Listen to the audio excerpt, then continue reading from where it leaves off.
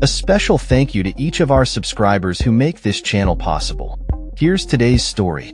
In a significant escalation of the ongoing conflict, Israeli military forces now control approximately 40% of Gaza City, as confirmed by a military spokesperson on Thursday. The relentless bombardment has forced more Palestinians to flee their homes, yet thousands remain defiant, choosing to stay in the ruins as Israel advances.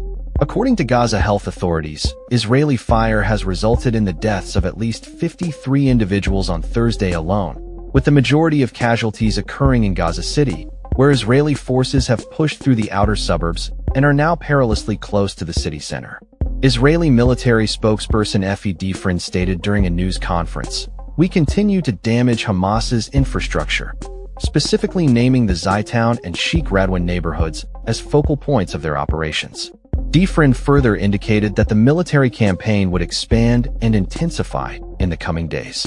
There are growing concerns regarding the potential for military rule in Gaza, as Army Chief of Staff Eyal Zamir reportedly informed cabinet ministers that without a comprehensive post-conflict plan, such a measure may become necessary.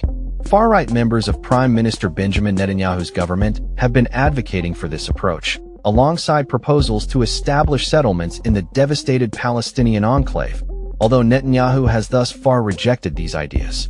Since the offensive began on August 10, 2023, Netanyahu has framed the military action as a decisive effort to eliminate Hamas militants from Gaza City, an area that has already seen some of the heaviest fighting during the early phases of the war.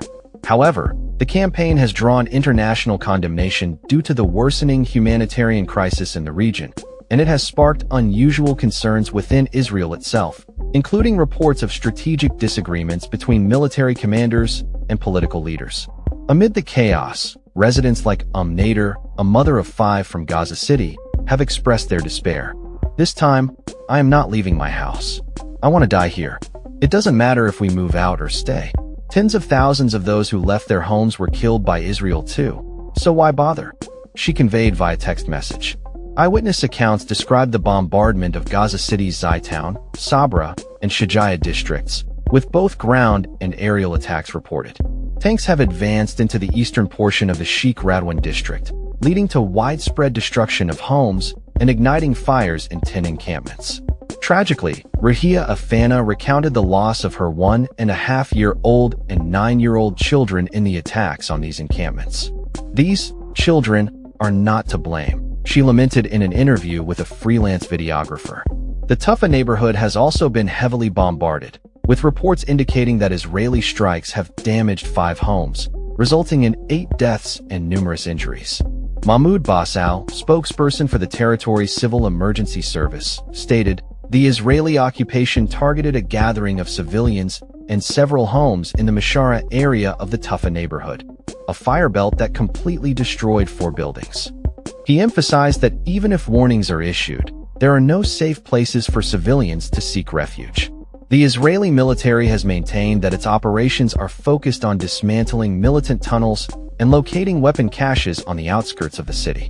The devastation in Gaza City has been exacerbated by the ongoing conflict, which began on October 7, 2023, when Hamas militants launched an attack on southern Israel, resulting in approximately 1,200 deaths, primarily among civilians, and the capture of 251 hostages.